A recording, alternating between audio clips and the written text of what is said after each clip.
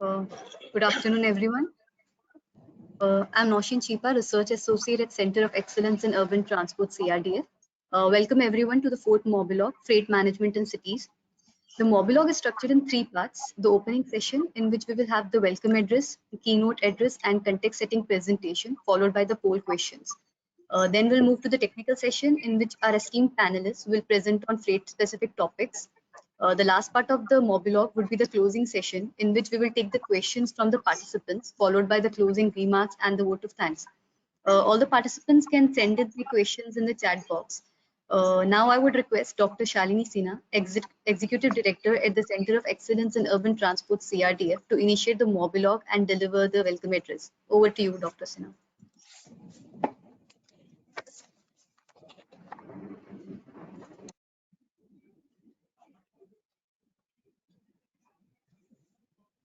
Thank you, Noshin. Good afternoon, everyone.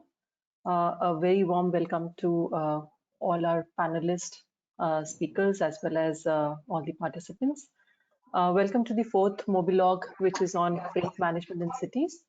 This Mobilogue is a part of the Smart SUT Mobilogue series and a part of the National Capacity Building Program organized by the Ministry of Housing and Urban Affairs, jointly supported by GIZ India and CRDF CEPT University. Planning for efficient freight management has garnered significant attention over the past few years. And we all know that efficient freight management leads to efficient cities. However, freight also generates many externalities like congestion, air pollution, noise, greenhouse gas emissions.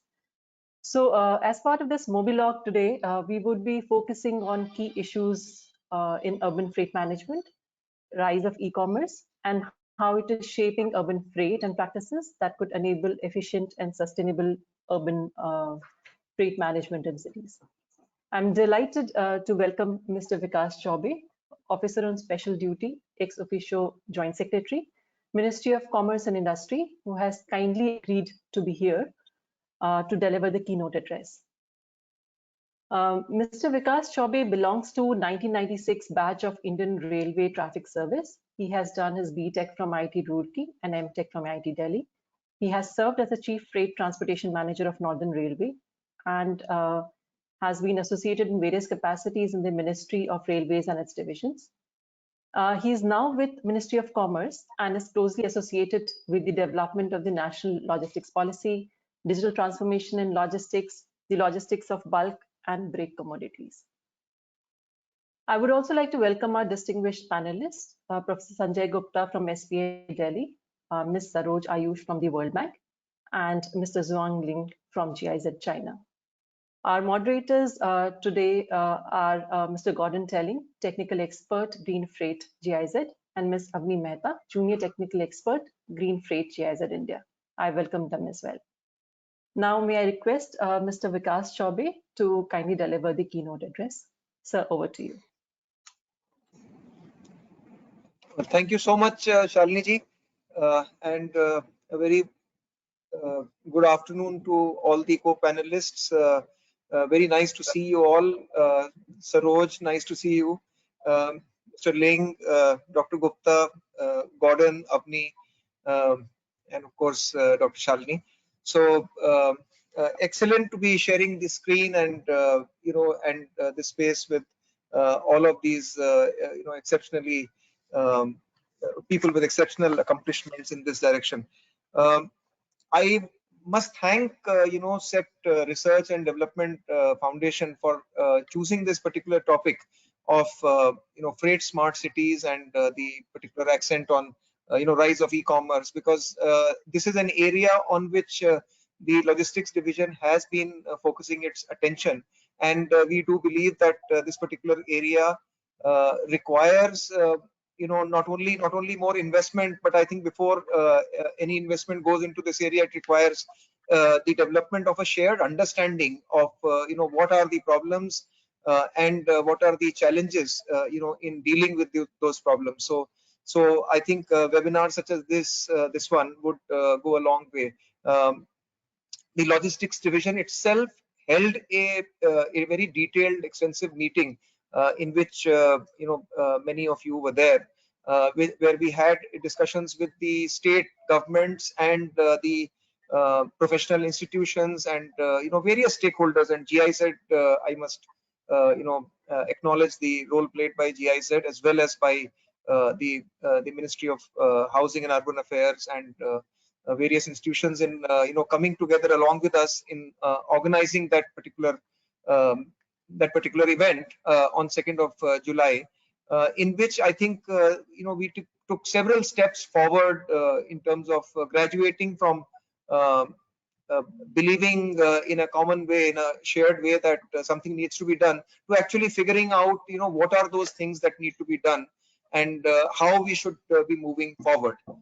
Uh, Coming to the, I think Shalini ji has given an outline of, what the situation is and, why the need for freight smart cities.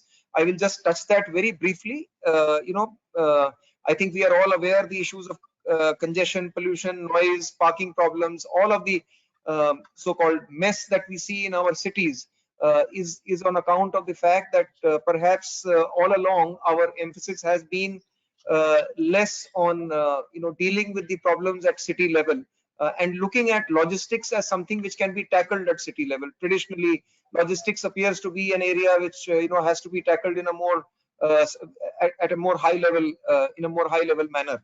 And the involvement or the engagement of city level players in dealing with this problem, and I would even go to the extent of saying the empowerment of city level players in being able to deal with this problem has been less. And I think it is high time that changed, because the various stakeholders who are actually affected by the lesser development or inadequate development of city logistics are people in the cities.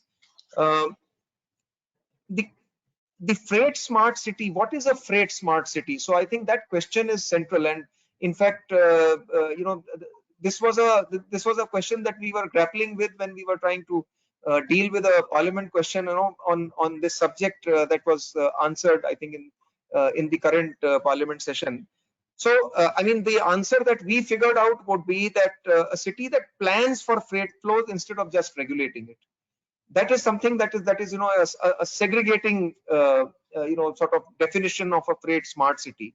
It plans for freight flows instead of just regulating them, and derives economic, environmental and social benefits for its residents while helping the country reduce its logistics costs. So I think although there is no formal definition, but this is the closest that I could arrive at, bringing all the various elements together. So that is what a freight smart city would be, and what are the features that a freight smart city should try and develop. So linked with this is the question of who's funding, whether it is the funding which is the key issue. And our understanding is that funding of projects at city level is something that the state governments, line ministries like railways, roadways, Ministry of Port Shipping, wherever ports are involved, airports for civil aviation. So those investments are already going in.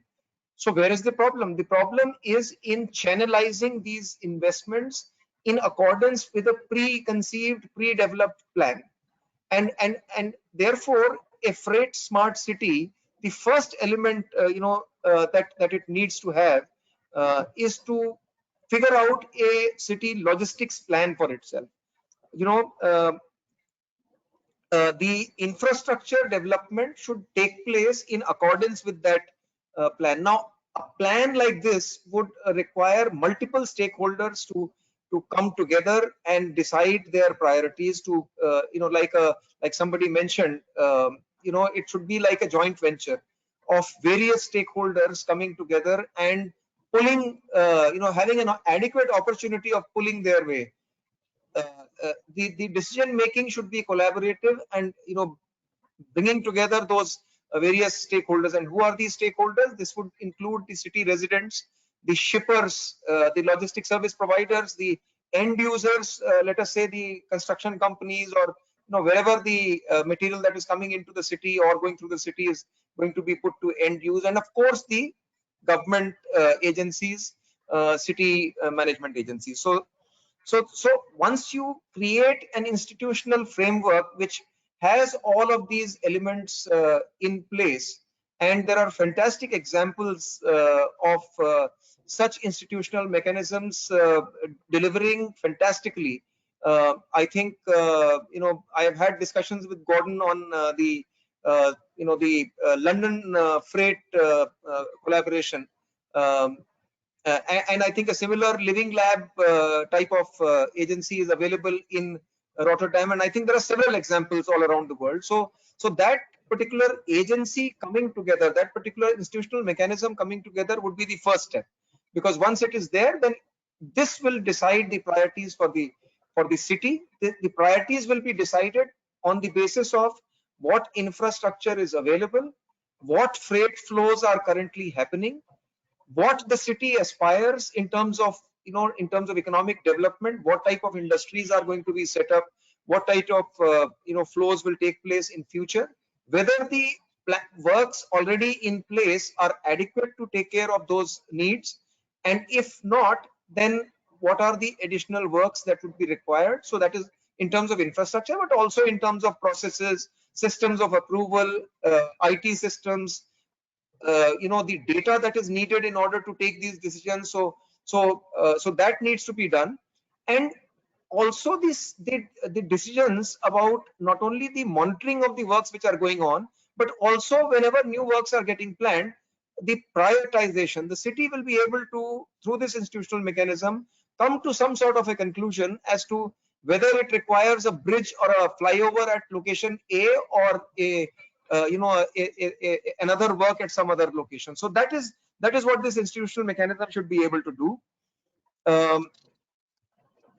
Now, what is the status of all of this right now? So I think that is an important question for us to consider. I think right now we are in the stage of stakeholder consultation and deciding as to what is the right step forward. And as I told you, the meeting on the 2nd July was a considerable way forward. Also, let me tell you that the individual states, they have been taking a number of steps at their own behest, of course, in collaboration. The whole process had started during the meeting with all the states, the first national conference with the states in the month of January, where city logistics was one of the breakout sessions, and at least 9 states participated quite closely in that session. And we were able to create 4 or 5 point action agenda, including the quick wins that the cities could take up. So that is where the process had started. And I'm happy to report that individual states have expressed substantial interest and have also taken some of the very key steps that we had discussed in the first conference. And if I can just mention some of those. So Panaji Goa has developed strategies for urban sustainable freight. It has done stakeholder analysis, and a working group has been put in place, and it has a self monitoring tool to calculate urban freight emissions in the city. It has created a baseline report in this direction. The Kochi Metropolitan Transport Authority, KMDA, has formed urban freight committee to integrate, plan and regulate urban freight as a part of urban mobility and development.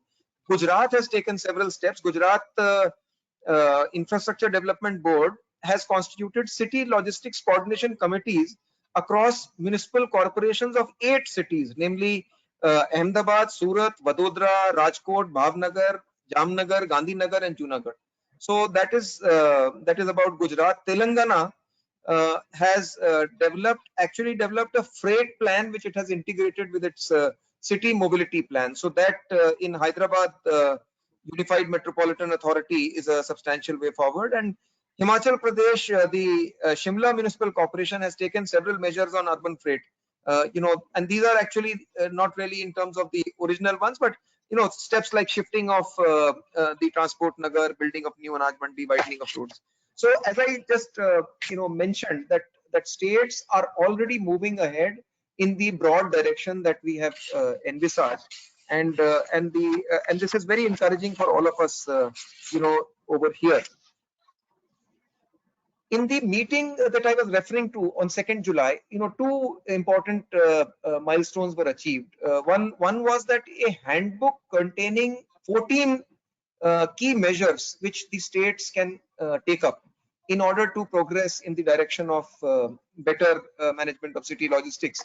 So that handbook, which has been compiled with the cooperation of Rocky Mountain Institute, as well as GIZ and the Ministry of Housing and Urban Affairs. So that handbook was released by the Honorable Minister Shri Puri, and a website which we intend to develop further and create as a key instrument for dissemination of information, for identifying the good work done by individual states.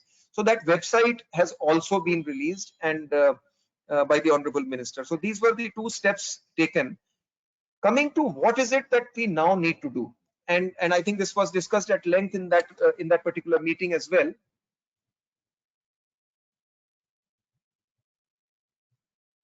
I'm sorry, am I visible and audible? All right.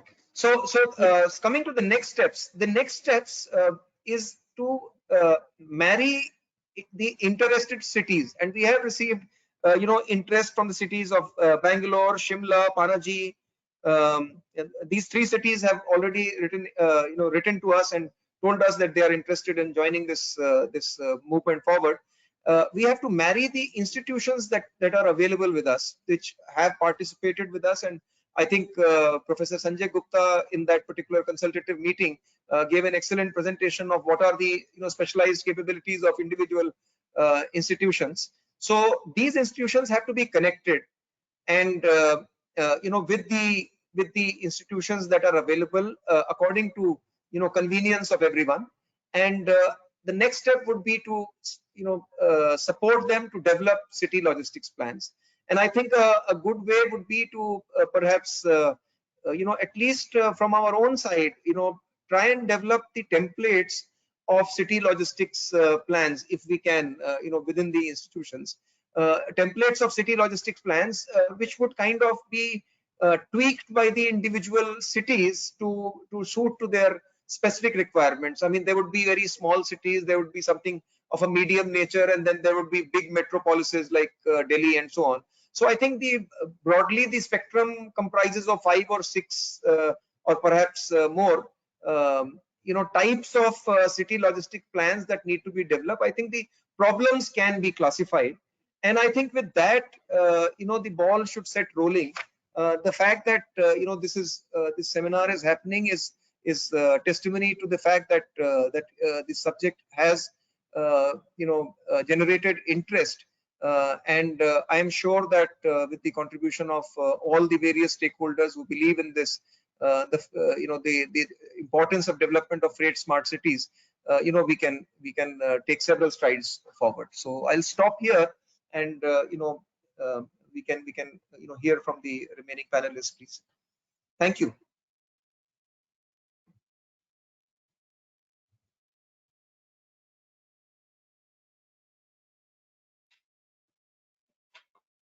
Thank you, sir. Thank you for a very informative keynote session and highlighting the importance of having freight smart cities. And now we will start with the technical session. Over to you, Gordon and Avi. Thanks. Okay, thank you. So I want to show my presentation.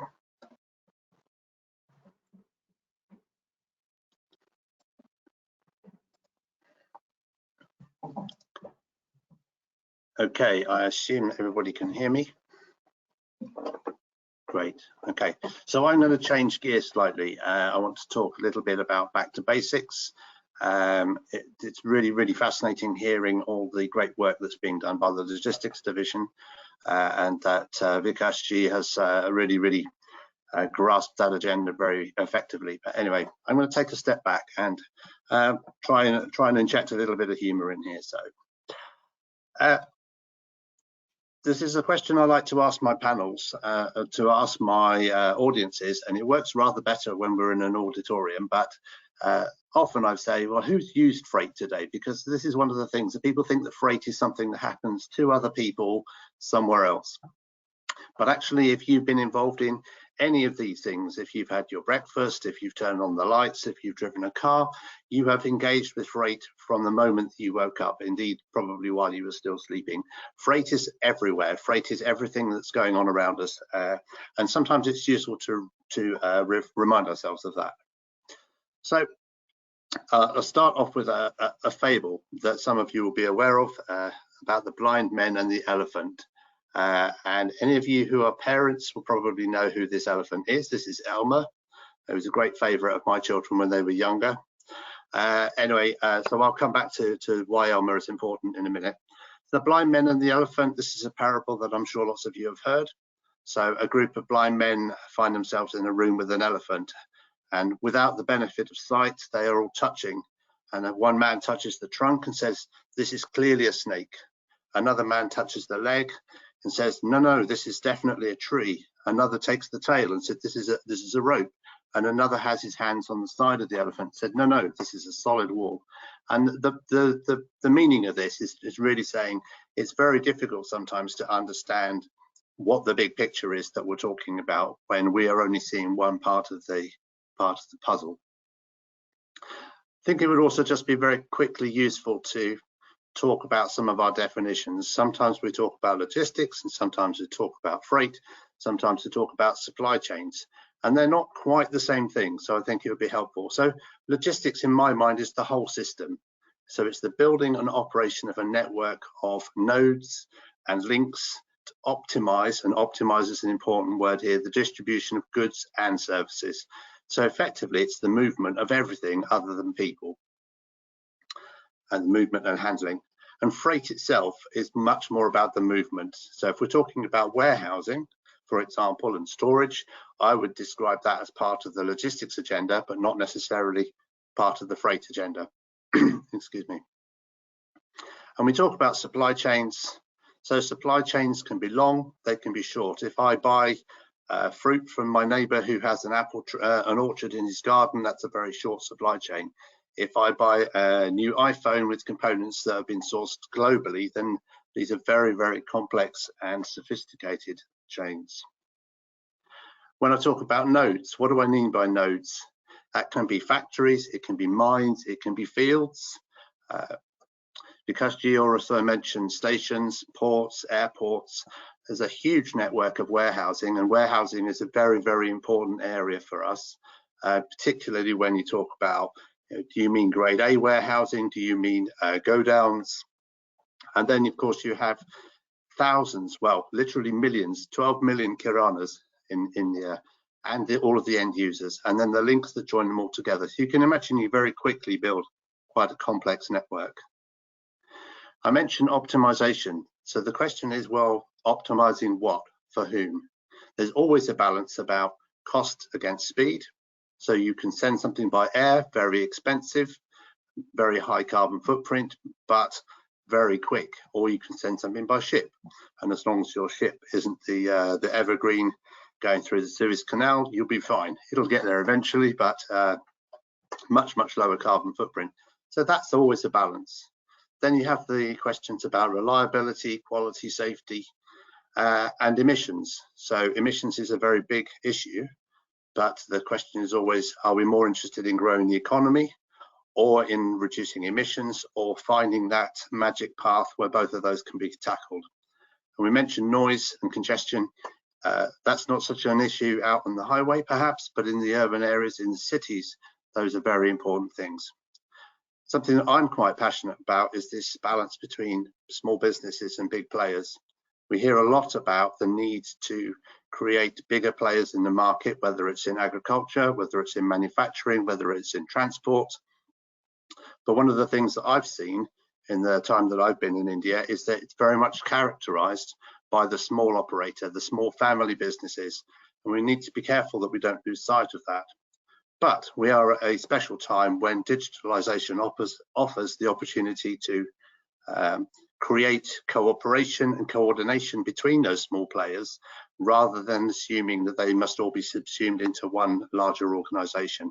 And if you're talking about the family, about family control of business, cooperation, digitalization is a much more attractive way forward. So you very quickly can build up a matrix. So you see on the left-hand side, all the kind of things that you need to think about. Who are the people, the training, the recruitment, the development, infrastructure, vehicles, you can see all of those things. And just taking the broad headings, factories, fields, roads, rail, straight away you have 63 policy areas there. I could create a matrix that had 63 million little boxes in it. And each of those, somehow the National Logistics Policy is trying to create some kind of stable, progressive platform to address all of these things. But what you'll see is that the individual measures very much fit into these boxes one at a time, and there is a huge task ahead of us to try and tackle that. So is this a simple business? Well, clearly not. There are millions of product categories, millions of different user choices. I've talked about some of those other environmental factors and the complexity, and in cities, nowhere are things more complex than in the city, where you have millions of people trying to interact with one another. So fortunately, we have our three presenters. We're going to be hearing from Professor Gupta, from Ms. Ayush, and also from Dr. Ling. They're going to partly elaborate on the complexity of this and also be offering us some ideas about the way forward. So as you move forward, you will be tackling some of these individual project areas, and you will eventually be building your own elephant. So I commend the next three speakers to you, building what Vikashji has already said, and I look forward to moderating your questions later. Thank you.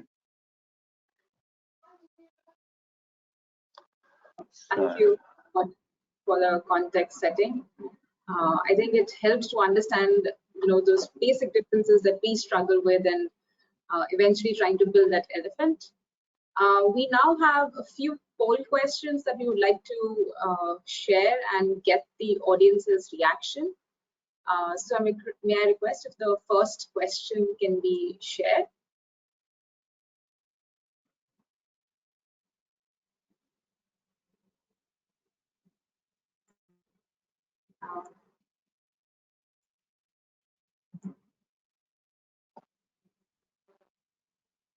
I'm not sure if the question is coming on the screen.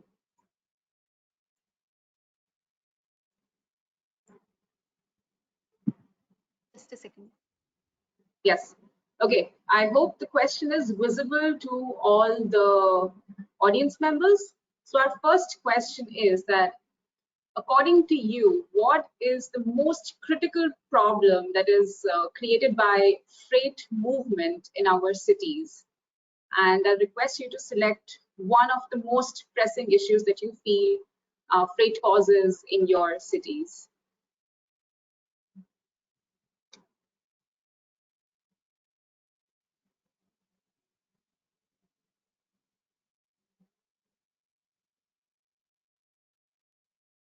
So we'll wait for a few seconds, sorry, till we get the answers.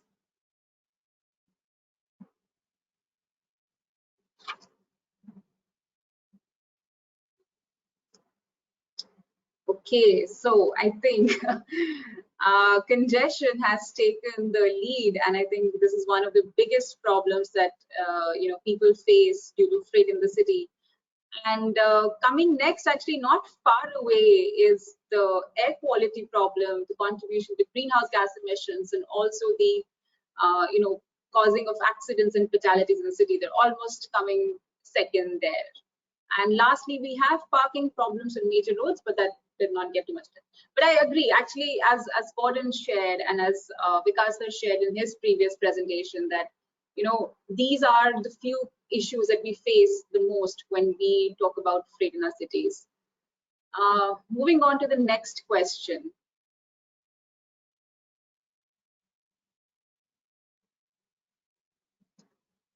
So this is I think a very recent phenomena that happened largely that we observed due to the onset of the coronavirus pandemic.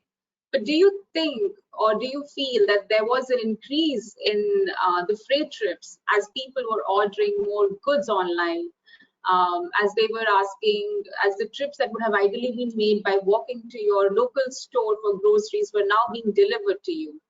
And so you feel there was an increase in the freight trips in our cities. We'll wait for a few seconds till we get all the answers.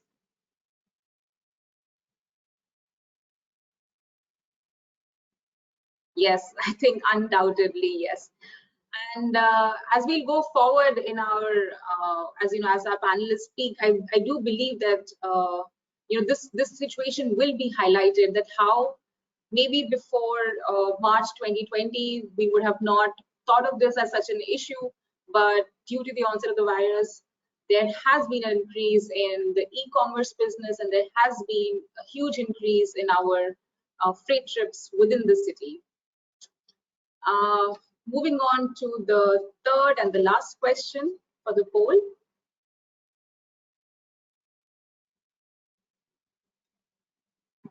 Yes, so the third question is that who all do you feel are the relevant stakeholders when it will come to preparing and executing the freight management strategy in your city?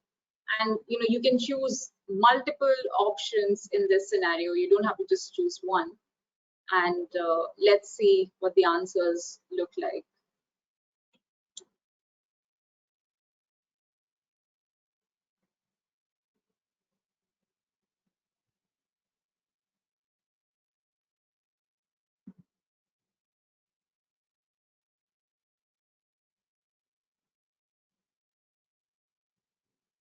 And I believe we have our answers. There have been various options that were chosen, but yes, definitely the urban local body and the development authority has taken the lead. But in my opinion, and as we were setting the context, that actually this is such a multi-stakeholder area of work that there is a need for both the public sector stakeholders, the local bodies, the development authorities, transport department, traffic police, and we also have to go hand in hand with our private sector players. So the local chamber of commerce and industries, the freight forwarders, transport association, all will play a very crucial, a very important role when it will come to preparing a freight management plan, and when it will come to executing some of these measures in our cities.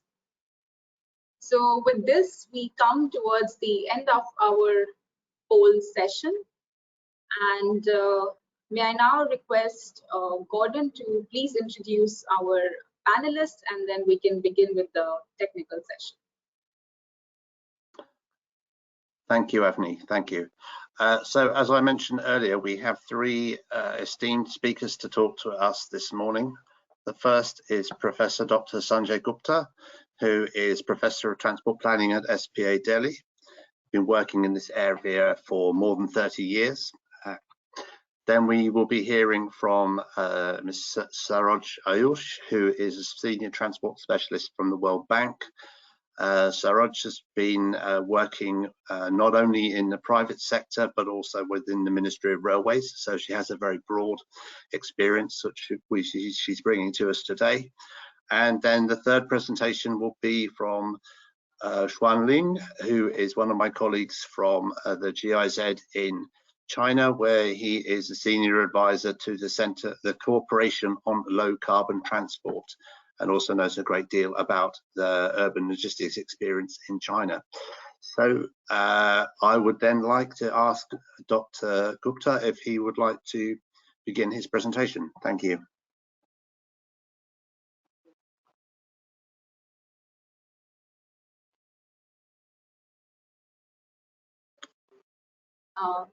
Sir, I think you're on mute.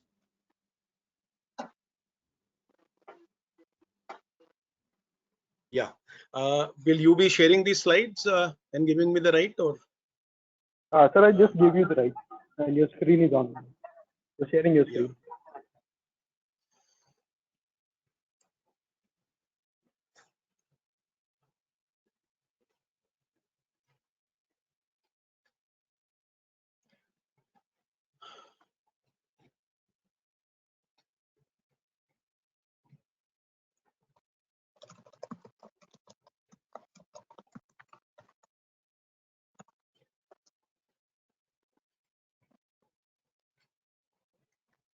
How much time we have, Avni, for presentation? So we have about 10 minutes. Okay, then I'll probably have to skip few slides. Is it coming through? Yes, sir. You can start your presentation. I'm not able to see.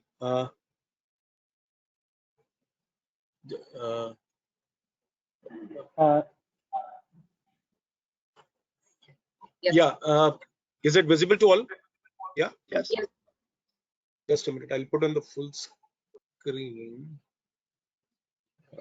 There is a full screen coming.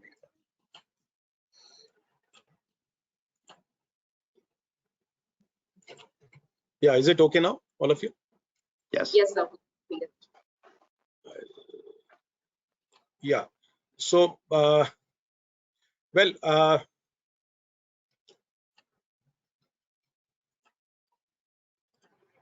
yeah. So I would probably be. Avni, I hope I am audible. Yeah, it's okay. Yes. Yes, sir. Yeah. Okay. Thank you. Thank you. So I probably will be, since probably the time is only 10 minutes, probably I would just try to kind of highlight. It goes without saying that urban freight is a very, very major contributor to cities' economy. It accounts for 10 to 15% of total vehicle equivalent kilometers in urban areas, 2 to 5% of employed urban workforce, and 3 to 5% of urban land use. This is as per a UN Habitat 2013 report. And further, also typically in a metropolitan area of developing country, nearly about 40 to 50% of traffic is coming in, almost 20 to 25% is going out, and well, the balance 25 to 40, depending upon city size and its characteristics, is actually consumed within the city. So urban freight has to be planned in a very proper manner to ensure that city prosperity is maintained. Now, if you look up into the goods movement pattern in Indian cities, it goes without saying that, well, the total traffic, freight traffic, tends to kind of increase with increasing city size.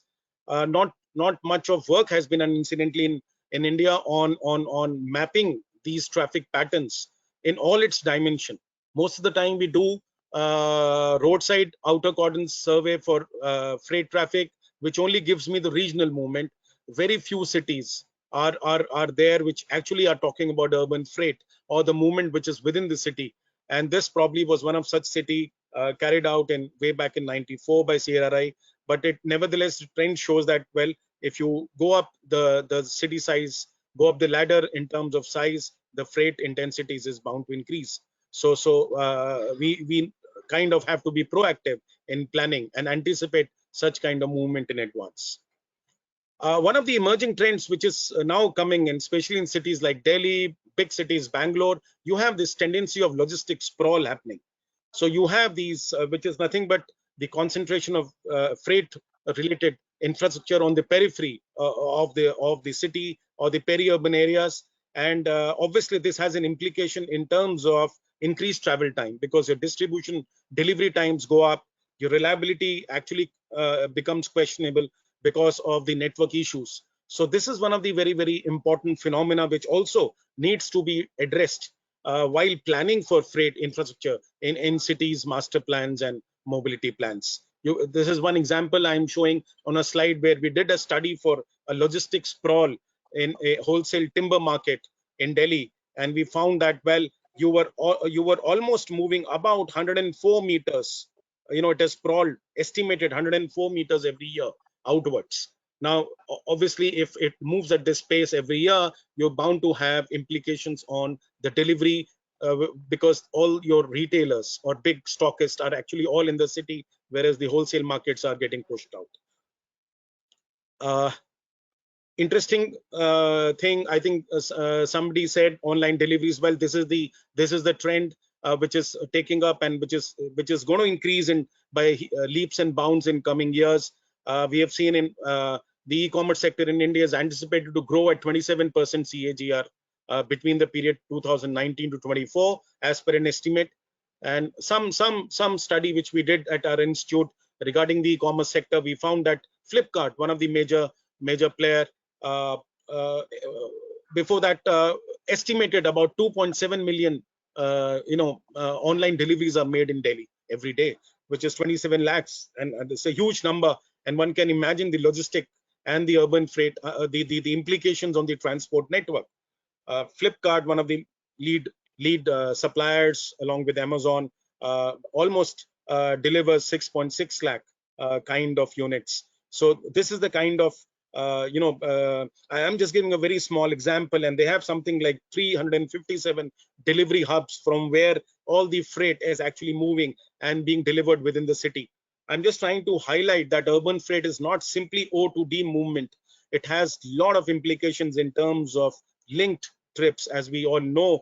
And one of the very important and probably unnoticed element in urban freight logistics is the e-commerce, which will have to be addressed by all the cities, since we are beginning to show a very high dependence on such kind of systems. This is just to show a snapshot of how the Flipkart supply chain in Delhi really is happening.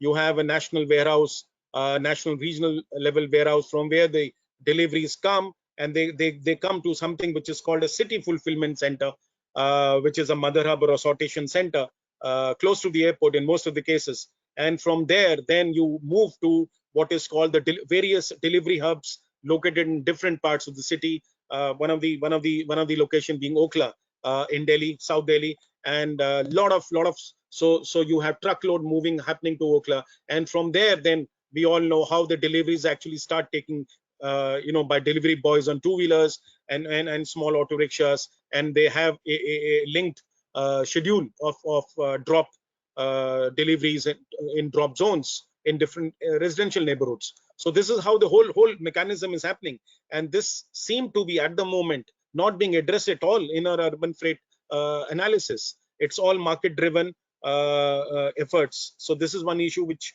probably will have to be addressed as to how they probably need to be kind of addressed, because they will have a lot of implications in terms of our transport dependent greenhouse gas emissions. This is the pattern of freight distribution in a wholesale market, a core area. So we are talking about a city at the regional level, and then we come to the city, and then we come to the core. And every city has got a core, a traditional core, the way you have a walled city in Delhi. And this is how the different kind of movement happens, right from loading, unloading to transfer, to finally leaving to the go down. And then, how different modes, including the head load, one can see. So you have a lot of these porters, head load movement happening in small LA, small lanes, so to say, in Chandni Chowk, walled city. And I'm sure this would be the similar trend in Ahmedabad, in old Ahmedabad and other cities. This is the classical, traditional kind of trend which is there in most of our Indian cities. And this again is a huge problem to address, because and especially how it is being managed. All the markets are bursting at seams. So this again is a huge problem to be addressed. Some estimates, of quick estimates, which we did a full-fledged study of walled city, we found a fantastic role of non-motorized transport. Virtually, in terms of total ton kilometer, virtually almost 70% of your ton kilometers within the walled city is actually being moved by rickshaws and hand carts and porters. That is the kind of dependence the walled city has in terms of non-motorized transport. And I feel this is a mode I always call NMT is a neglected option of urban mobility. Nobody bothers about it. It's all left to people, the people who are using them. It's all left to the operator to fend for themselves. And I think this is something which I'm just flagging off, another issue that we need to probably take cognizance of such kind of modes, because they're playing a huge, tremendous role in freight deliveries operations. Well, the government of India has had freight initiatives in logistics. And when we're talking about logistics, Gordon said we're talking about logistics, which is more macro concept. Urban freight is only an urban movement of goods. So when you talk about logistics per se, you've got a lot of effort which has been done right from Sagarmala. We have got dedicated freight corridors, a lot of port connectivity projects are there. Freight economic corridors are being planned. And then something on logistics optimization programs, LEAP is there. The government of India has also started planning for multimodal logistic hubs and logistic parks, particularly along the dedicated freight corridors. And then you have a lot of effort being done towards improving fuel efficiency, the scrappage policy, which government of India has recently announced, largely targeting on how the freight has to be really kind of addressed in that. And then obviously the electric mobility, a very, very important emerging issue of how to electrify the urban freight.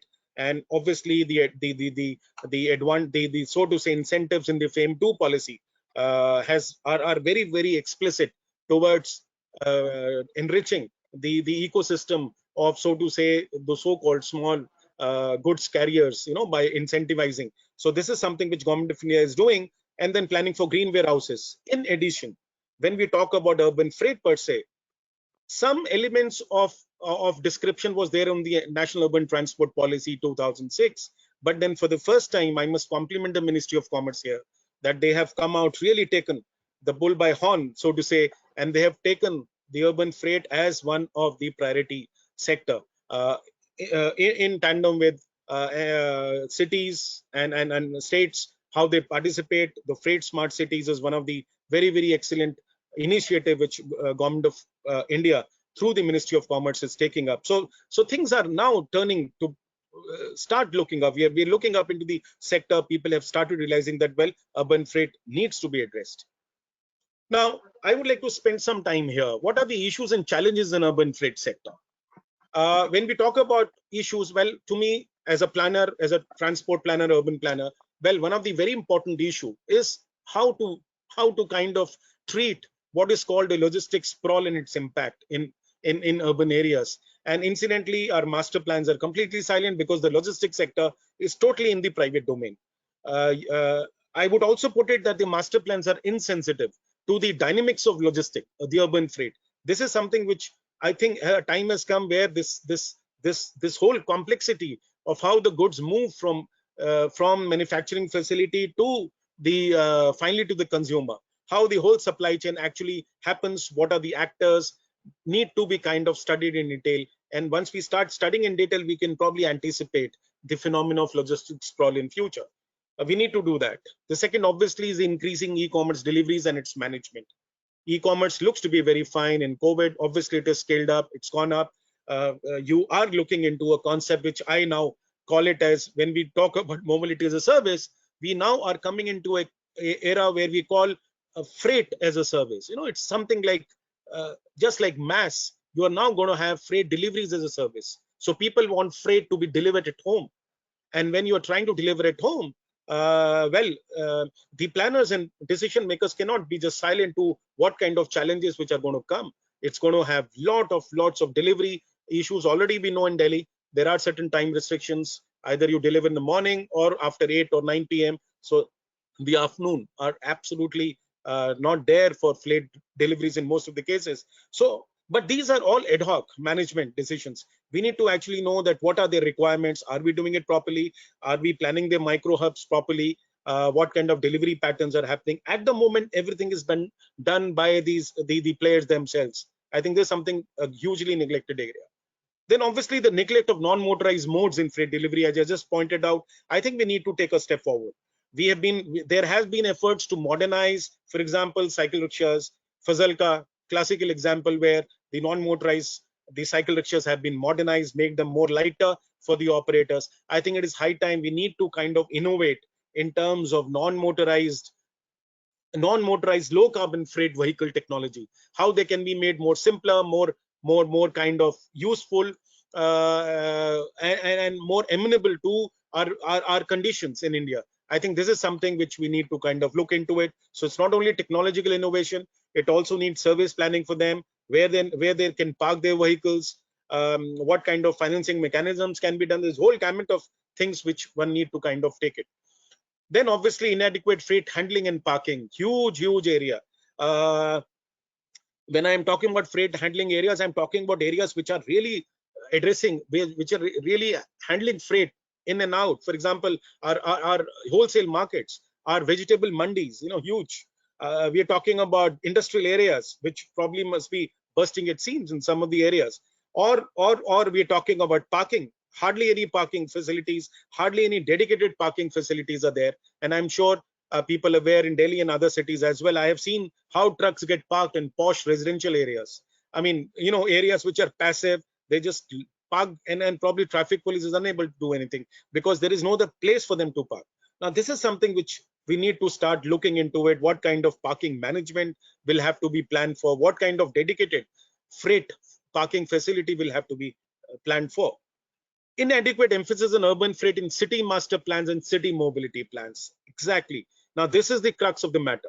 There are hardly any, let's put it hardly, you can count on your fingertips, master plans which probably have give weightage and importance to freight in a very, very comprehensive manner. Just showing one truck terminal here and one truck terminal here doesn't really make a logistic plan. We need to kind of understand the whole entire logistics. What are the ramifications, where such facilities need to come, as our Mr. Vikas from ministry was just referring to.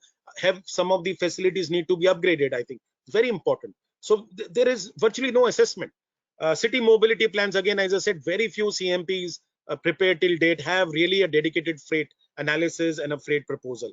So this is something which is, and then inadequate capacity of trained urban freight specialists. Obviously, a time has come, and I'm sure this Ministry of Commerce initiative of giving a push to urban freight sector slowly will also then kind of see how urban freight can be specialized, can be offered in academia, can be offered as a training module to train a lot of urban local bodies, officials, and specialists. Until you do that, probably things are not going to look up. And finally, absence of explicit research on urban freight in diverse areas. I think some of the areas are very important. Urban freight activity database. We hardly have database on urban freight. There is no, let's put it, a repository or a centralized place where urban freight data can be uploaded, can be shared, can be used for research. Very important. Stakeholder mapping and their interactions in freight distribution. You see, urban freight is not just talking about vehicles, it's talking about whole process. Who are the entities who are involved in freighting? Who are the players who make a decision? Have we mapped all these people? What are their roles as far as urban freight is concerned? Because each of their roles become important ultimately in terms of delivery methods. What kind of mode, what kind of route, when they will deliver, what kind of loading pattern they will do. So I think there's something very important.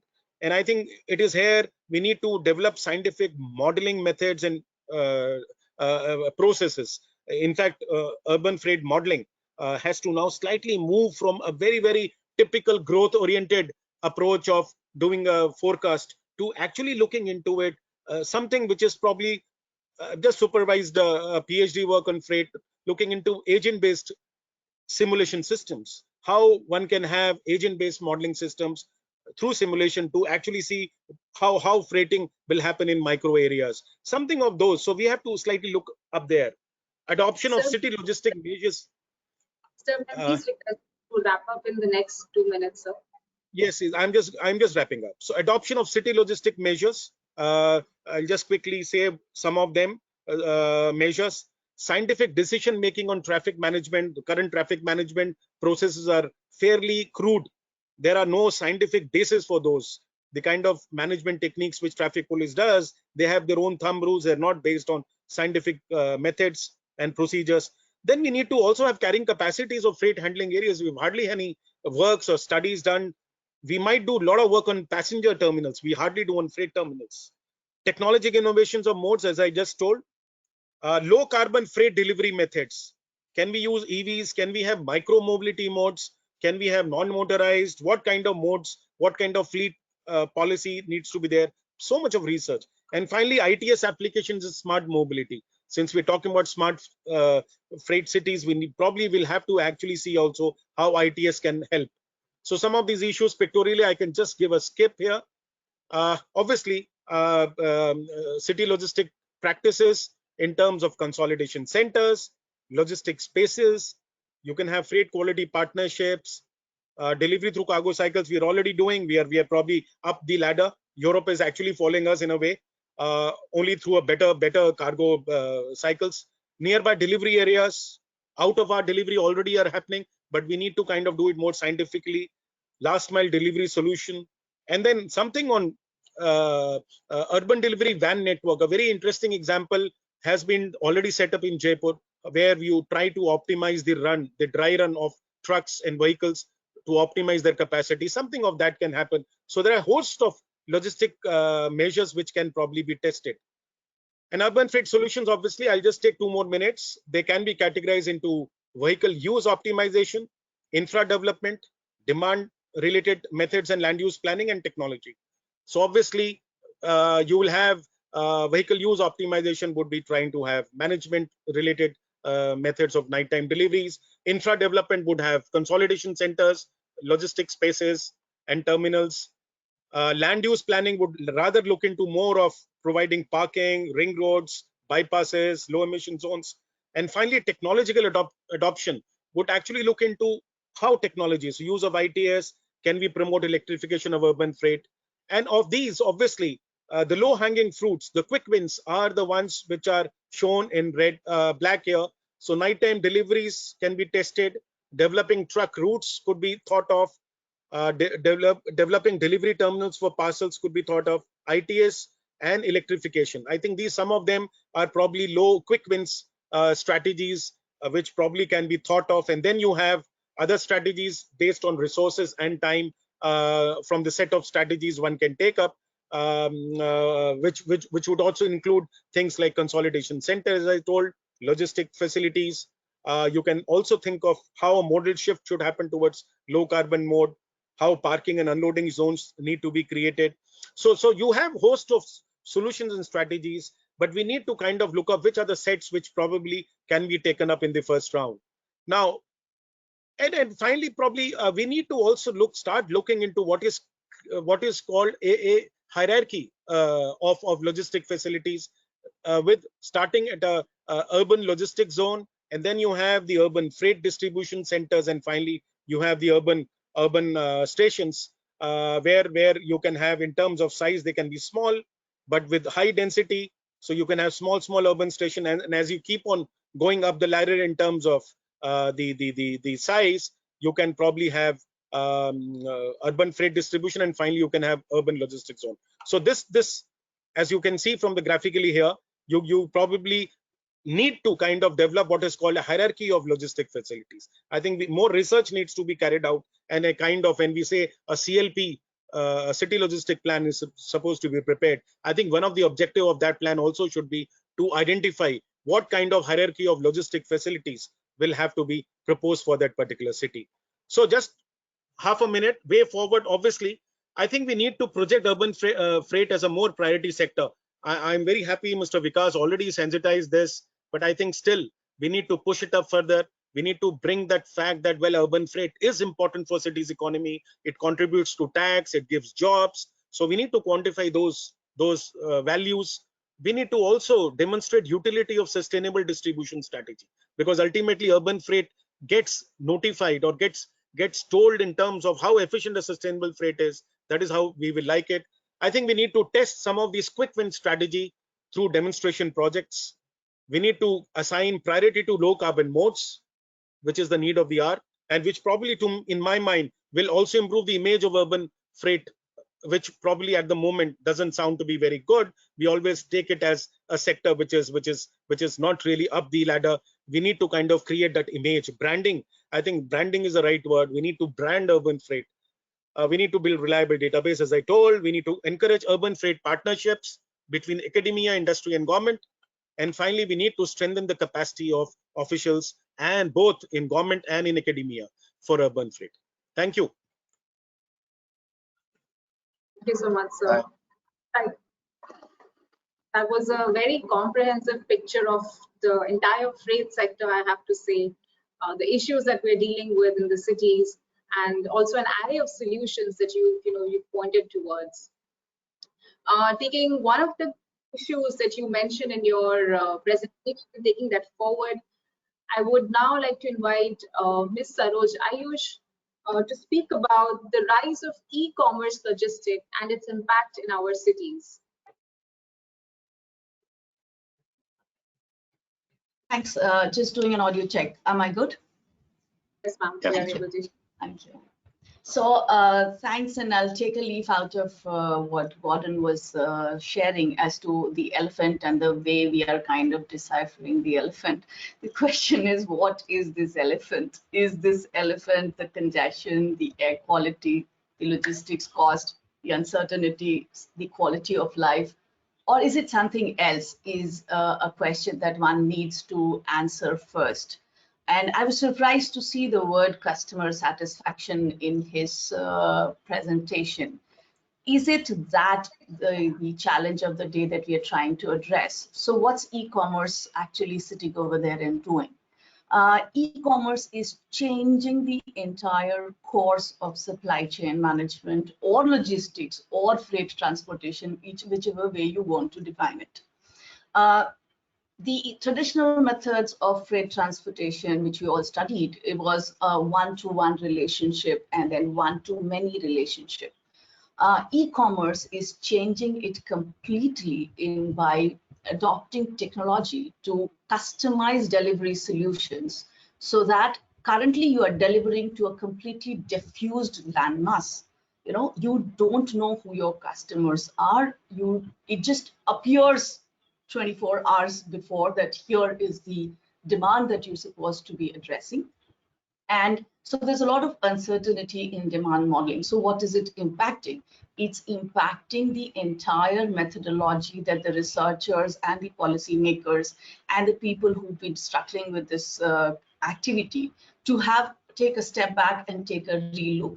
Now, here is another question which starts coming in. Is a method of stepping back and taking a relook really going to help us? My research actually tells you no. Because the changes in the technology is happening at such a fast pace that the evolution or the organic nature of demand, which the e-commerce is seeing, is changing at a much faster pace that allows you the luxury of stepping back and doing your research and looking at it. So here, what is the conflict that we are trying to address? The conflict that we're trying to address is the government's methodology of tackling the situations with regulation method. So far, the government has been addressing a particular issue by coming up with a regulation and a governance structure to implement that particular regulation.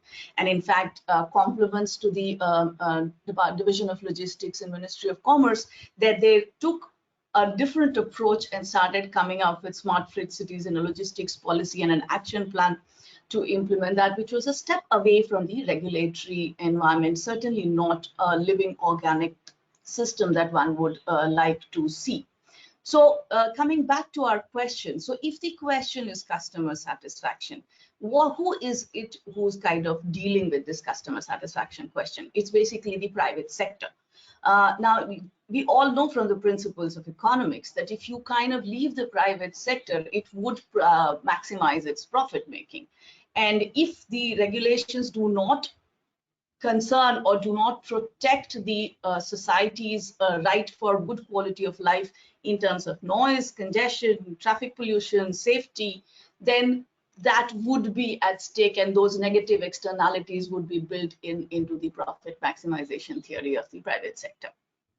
So here, what's the government defined government outlook that one is expecting that could form to deal with this particular challenge which the e-commerce or the diffused marketing strategy of private sector is going to offer?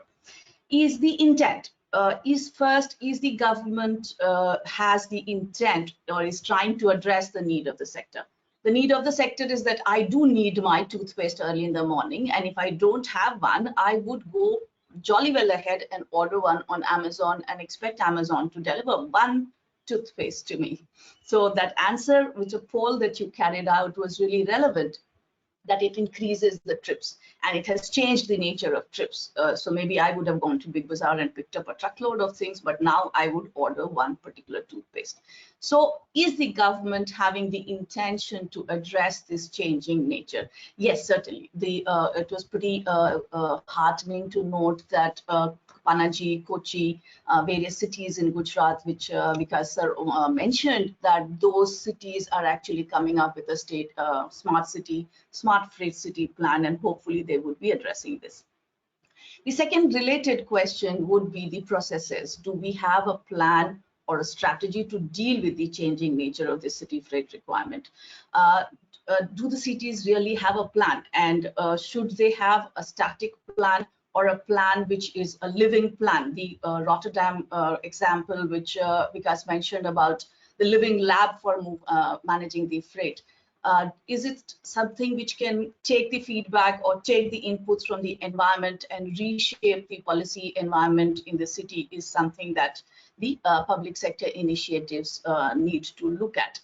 And building on that, of course, there's a big issue of implementation, So you do have a plan, and since this is 100% owned and operated by private sector, this particular space, so you would need the private sector to come in with their problem areas, because if you don't involve them, they would find out a solution to kind of overlook or bypass. Just for on the aside, Coca-Cola actually has in its budget or in its budgetary allotment, it has a sub item where it says parking fines. So Coca-Cola would like to stop at a non-delivery place and give the meet the customer requirement rather than actually go to a delivery place and pay.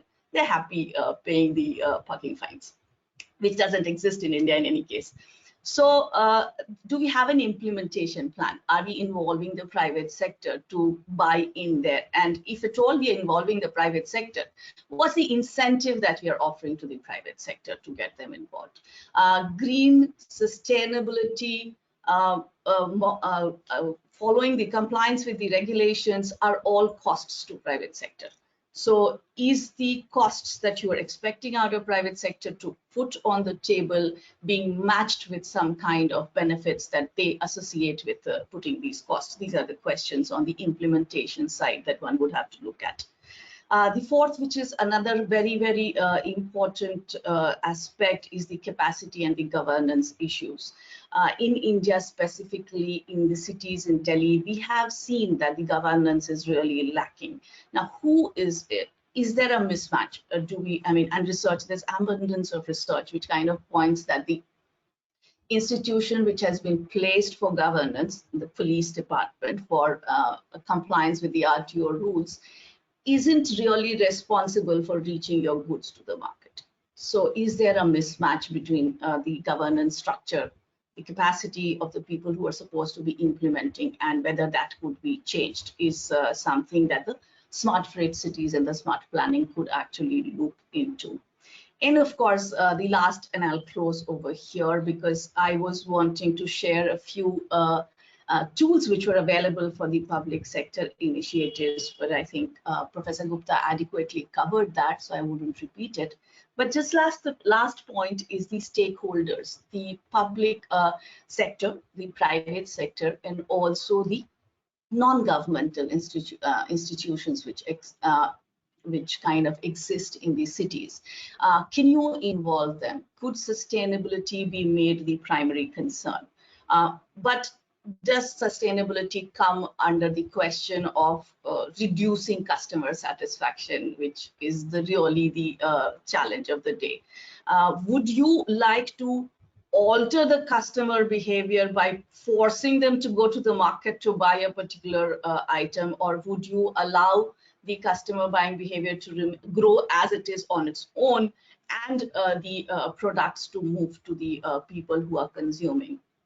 There is no decision which is simple, and all of them have their own negative impacts and positive impacts, and it's all geographically designed. And I'm sure if an institution is put in place which is incapacitated to govern and take the stakeholders' inputs in planning the smart freight cities, it would be a long way that we would have achieved from wherever we are as of now. I stop there. Thank you.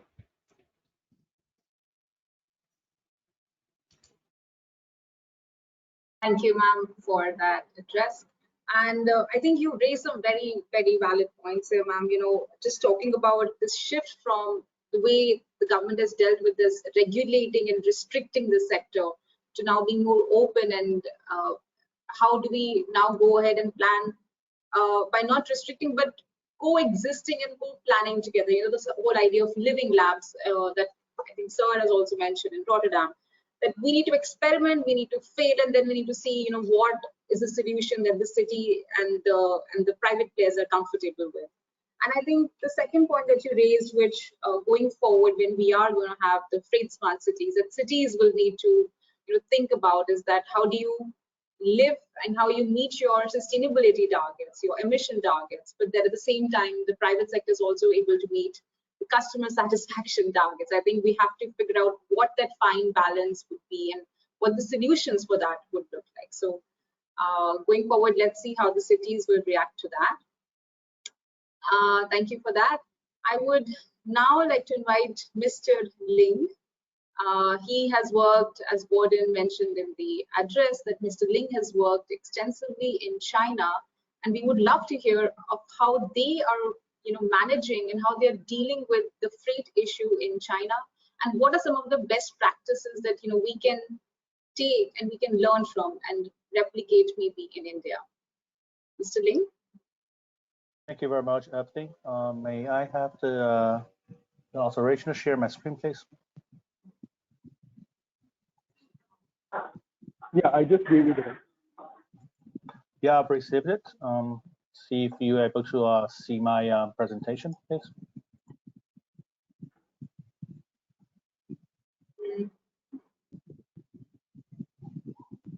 We're not able to see your presentation yet. Yeah, I think it's a bit lagging. Please bear with me a second so you can see it now. Yes, now we can.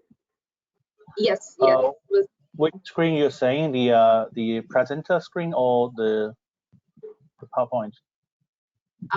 Now, right now I'm seeing the presenter screen, not the PowerPoint. I think you have to share. Yeah, I need to reshare it. Would that? How should I? Just one sec. Sorry for that.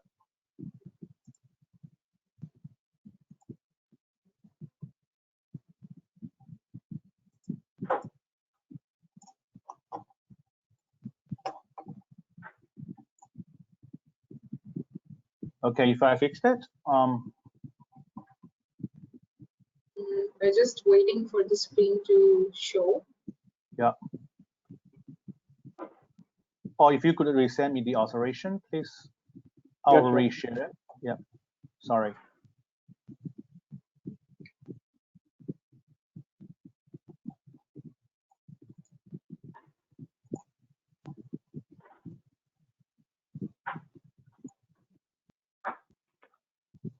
Right. There you go.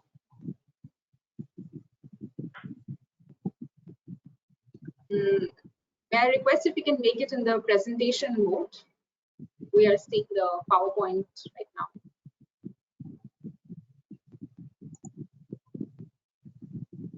Still no?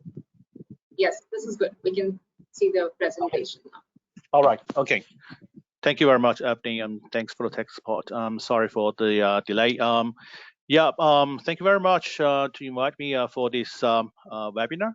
I would like to take this opportunity to talk about China's best practice with the focus on promotion application for new energy vehicles in the urban delivery sector in China. As China is actually a leading country and also the largest testing field for new energy vehicles. Hoping through this study presentation that could give a reference and also lessons learned for peer countries on the decarbonization of the freight in urban delivery sector. As Gordon has just mentioned, the CLCT project, this study is actually also under the CLCT project, and a bit of quick brief on the CLCT. This is a implementation project under bilateral cooperation between the Federal Ministry of Environment, Natural Conservation and Nuclear Safety, BMU of Germany, and Ministry of Transport of China. And quickly, why are we focusing on the transport? Actually, China had set a very ambitious goal last year by President Xi Jinping to announce the carbon peak and carbon neutrality by 2030 and 2060 respectively. And in terms of the transport sector, it's actually ranked as number 3 in contributing the total carbon emissions in China. However, this is actually the largest sector, which still showing the trend of increasing as transport usually is a backbone of economic growth. So it is now counting 11%, and the 26% in the urban areas is even more, and it's showing the difficulties to achieve the carbon peak by 2030, according to the anticipated result here. And that's also for this reason why we would like to start our cooperation and through the political dialogue, policy study, and pilot project to support the low carbon transportation development in China, and in the meantime to provide reference back to Germany in supporting the low carbon transfer in the field. This diagram shows our working package for this project, which is policy dialogue, MRV, passenger mobility, and freight and logistics. And the study which I'm going to share, which is the study for electrification of urban freight in partner with TPRI, the Transport Planning and Research Institute of MOT in China. This figure actually showed kind of development history of NEV in China. Actually, China's NEV development started from 2009. With the last decade, we have experienced 3 stages from initial rearing to rapid growth, and now is entering a stabilization stage. And for the new energy logistic vehicles specifically, that's generally started from the 3rd stage, which is 2015. If you look at some general figures, thanks to a bunch of supporting policies and financial schemes, now China's NEV market has been booming for the last decade and has been ranked as number 1 in the last 5 consecutive years. And by the year of 2019, the production and the sales both reached 1.2 million. So following this NEV development, the new energy logistics vehicles, which is NELV, has also increased a lot. And so also China now have the largest NELV fleet in the world, as you can see on this pattern. However, yeah. Sorry to interrupt, but we're still on slide 1. We have not changed the slides for us. Right, I think it's probably a bit slow. I'm on the slide. I'm already on the slide 8. Are you able to see? No, it's not visible for me. May I just request if the organizers if the slide is changing for them, because I only see the first slide, which is on the background information on the CLCT project. Yeah, we are still on the same slide. Yes. Can you end the slideshow and do it Sure. again? Yes. Thank you.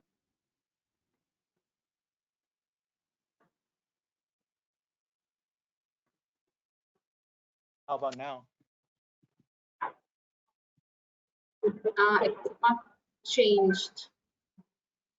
Or otherwise, I have sent a backup document to Noshing. Are you able to share from your side? Yeah, I'll present. Okay, then I will stop mine. Yes, Mr. Lin. Please, sorry for this interruption. No worries. Sorry for that.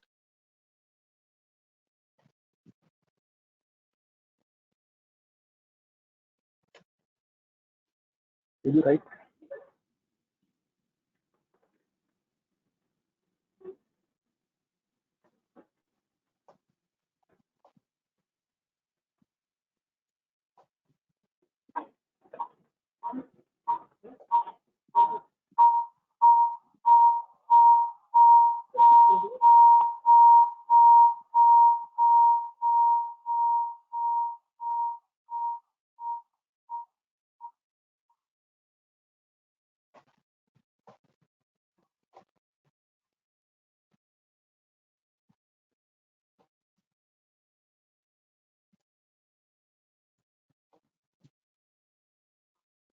Yeah, I can see the slides. Next page, please. And next.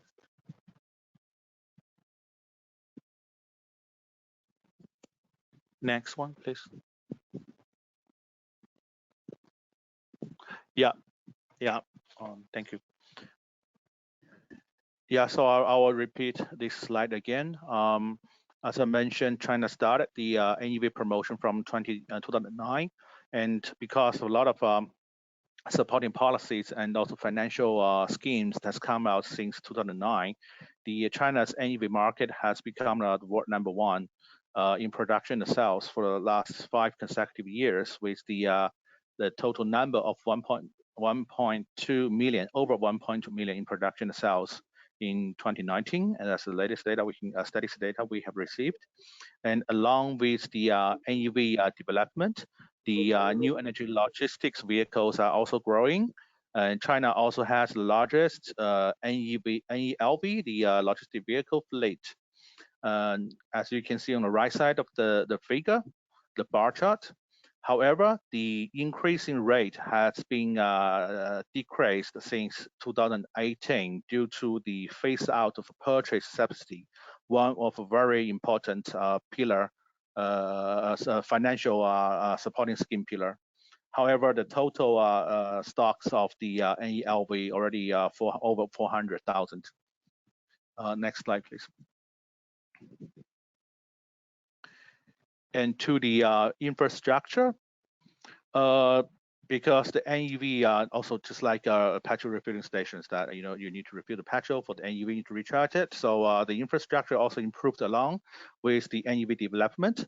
By last year June, China owns over 516,000 unit of charging piles.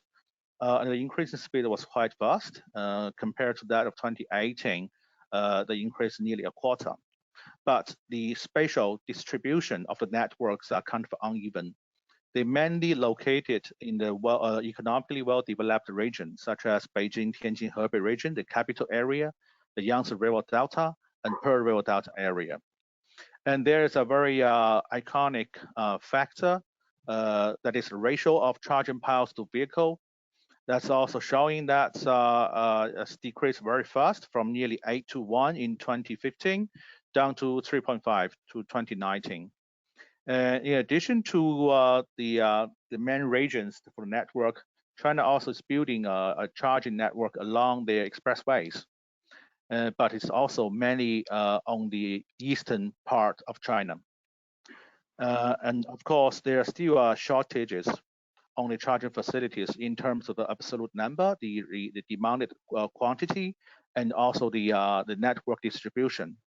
As you can see listed here, like according to the plan issued in 2015, compared to the actual statistical figures that have, is far from meeting the required number. And if by 2025, according to our plan, we would like to further decrease our charging power to vehicle ratio down to 1 to 1. Although recently there's a debate whether it is necessary to keep equal numbers of charging piles in the vehicles. This is but just only by looking at the ratio, this is still a way to go. And next page, please.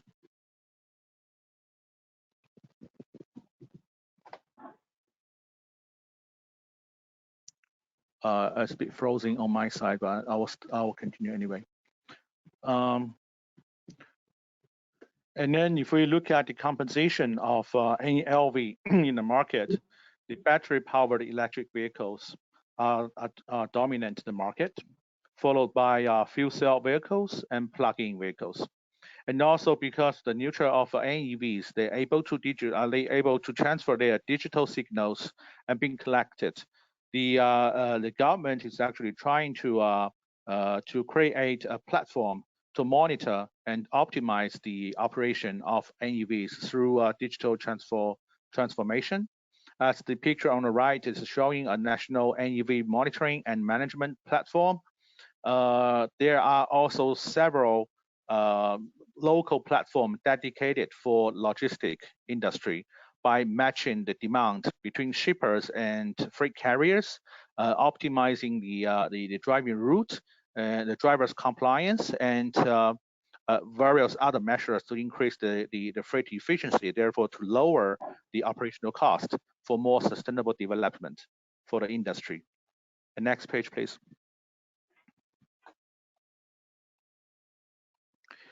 And for the compensation of the NEV, they are currently I mean, for the new energy vehicles, actually battery vehicles dominating. So they're mainly just mini to medium-sized vans and light-duty trucks. Here, I need to emphasize that for this study, when we are talking about new energy vehicles, we're mainly focusing on four-wheelers as it is under administration and supervision of MOT in China. So we are in this study, we actually excluded the three-wheeler vehicles. For the main mode, the vehicle models, it's kind of it's quite a controversy. Like for new energy logistic vehicles and conventional vehicles, well, conventional vehicles, there are many box trucks, like over 70%, and cargo vans are only 25%. While it's quite opposite to the new energy logistic vehicles. That was actually due to the different purpose, the application scenarios, like what Dr. Sanya also just mentioned just now. There's vans for the freight and for the urban freight, and also partially because the technical limit due to the short travel range and battery capacity. And next page, please. And in terms of the application scenarios, there are three main scenarios that mainly use the NEVs in the urban delivery sector.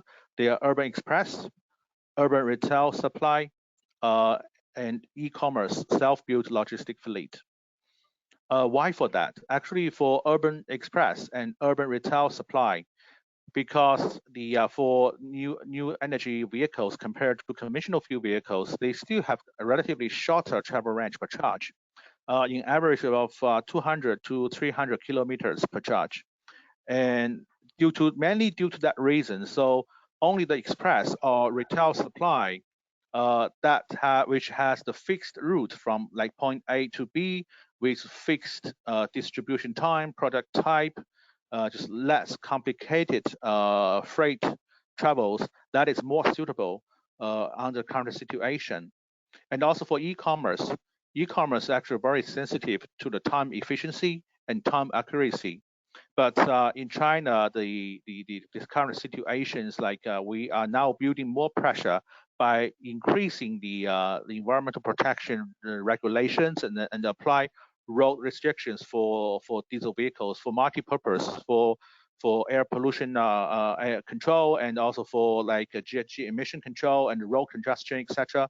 So that's why for a large-scale logistic enterprises, they would like to build their own fleet by electrifying their whole fleet.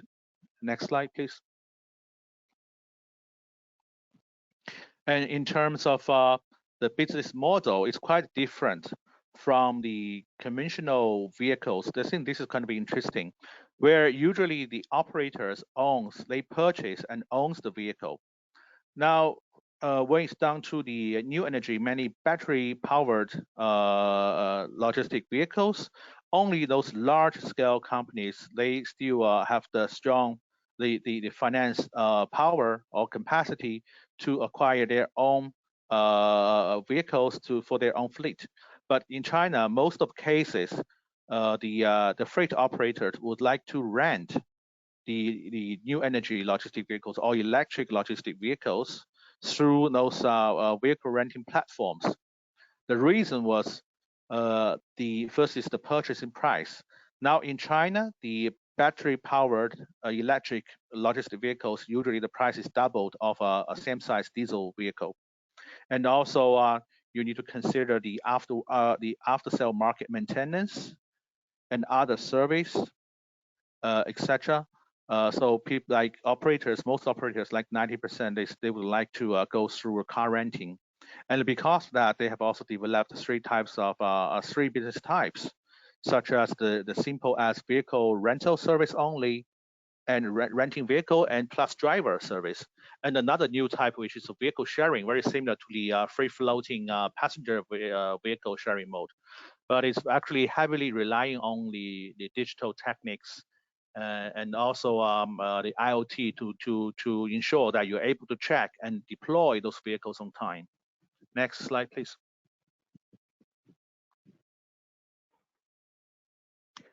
And in the study, we have further analyzed the key stakeholders for the industry.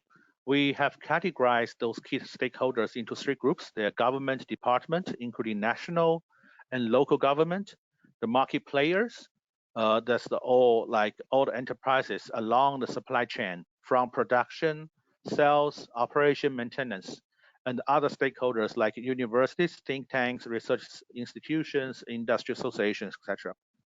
Next slide, please. Now, as you can see in the table, we have categorized and qualified their degree of support and willingness of participation for promotion of NELV in the urban delivery sector. As you can see here, like for the government department, as the NEV development is actually China's national development strategy. So national government spares no effort to actively support development. While for local governments, in general, they're also supporting the national strategy, but due to the different economic development status, the taxation levels, the local limitations for their natural resources, etc., if the weather is too cold, for example. So the different local department of different city, their attitude may vary.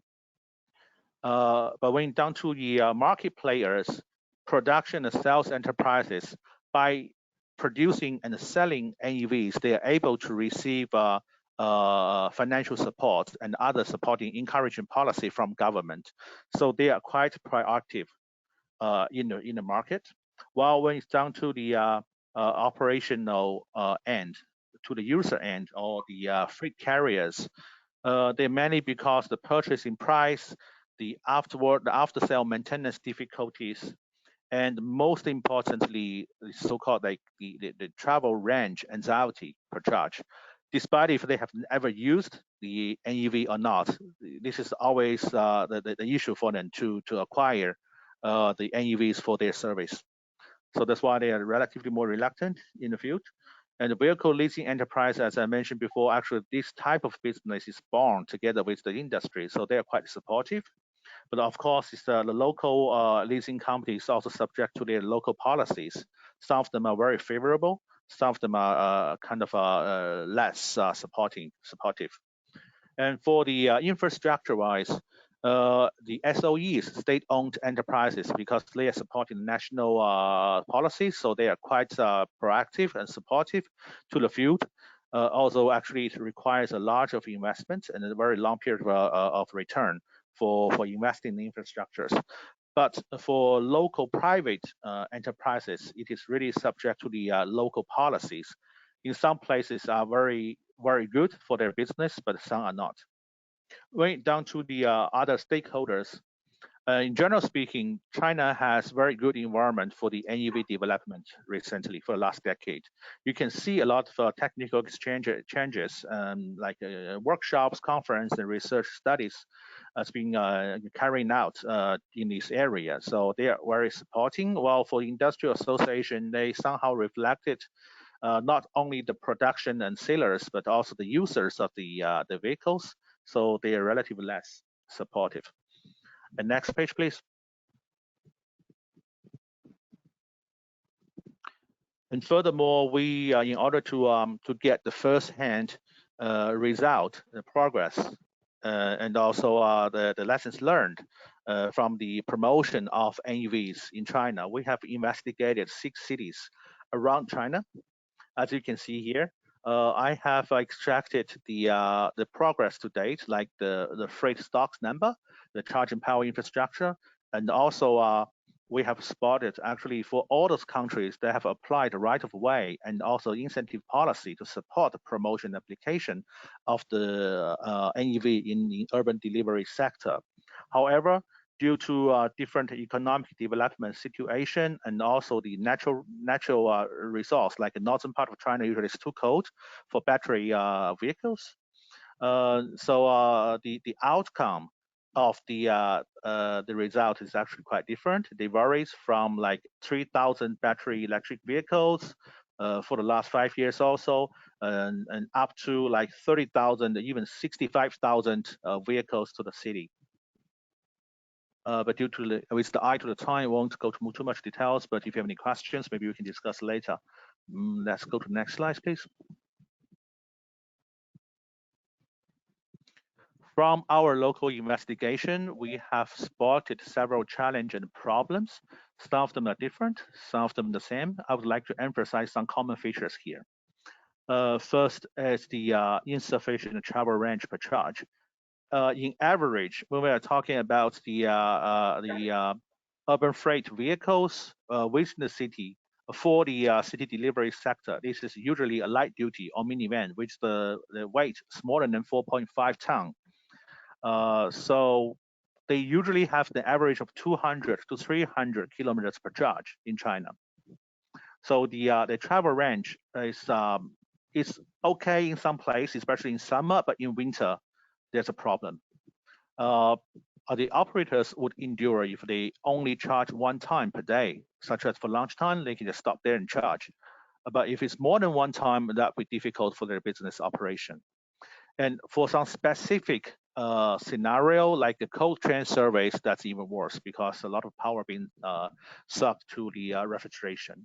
And also the price, the purchasing price is now doubled of ICE in inner combustion engine vehicles. And also after sales market, like a lack of technician for maintenance, because now it's not only mechanician work, it's a lot of electrification works, and also the infrastructure, and most importantly, less distinguished right of way. This is very important when you encourage the operators to be able to use new energy vehicles within the city to reduce the congestion and also and mainly the emissions from the vehicle fleet. Overall, that's the purchase cost and operational cost that cause the problem. And next slide, please. After the common features, now let's look at a bit of different characteristics. Because in China, there is a green urban freight pilot program started from 2018, and those 6 cities are being investigated. They are all in the first batch or second batch of those pilot cities. This study hasn't really finalized yet, so this is only a kind of a stage progress result. So I only listed 5 cities analysis here. As you can see, like the leading cities for the first batch pilots, they are Shenzhen and Chengdu. Shenzhen is a tier 1 city in China. It's a metropolitan city, very rich.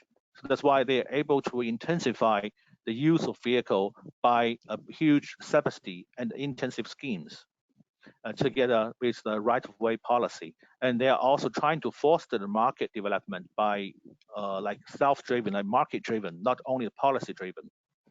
And it's so far approved, it's quite successful as they have more than 65,000 battery electric logistic vehicles in the city. And Chengdu is a capital city of one province in southern part of China. They are not as rich as Shenzhen, so they mainly actually are using government-driven force by applying very comprehensive, very prioritized right-of-way policy to new energy vehicles only. So when we get the feedback from the local operators, they feel like even without any intensive supporting financial support, only through those right of way, that is good enough for them to be able to sustain their business within the city. Like in another backward city I wrote here, like Yinchuan, this is another capital city of a province in the northern part of China. The problem is the winter is too cold. So as I mentioned, the 200 to 300 kilometers per charge, and in winter, that's around 60% of that travel range. That's really a problem for them to further implement, to further promote the NEVs. And the second batch, like another two cities, Foshan. Foshan in China is renowned as a hydrogen capital city in China, where they are making a lot of effort to promote hydrogen fuel cell vehicles, with their focus started from passenger vehicles and recently moving to freight vehicles. But again, right of way is their main measures to the all NEVs. Zhengzhou is also a capital city of one province in the central part of China. They also have put a lot of money, a good money to subsidize the vehicle purchase and operation, as well as the charging infrastructure operation, but lack of right of way. So as a result, still the NELV development is a little bit lagging over there. Next slide, please. Okay, can we, 1 more minute, please, Xuan? Yeah, sure. This is last slide. Thanks, Gordon. Yeah, and this is only a preliminary result. I'd like to share with you the projection of the vehicle NEVs in the market.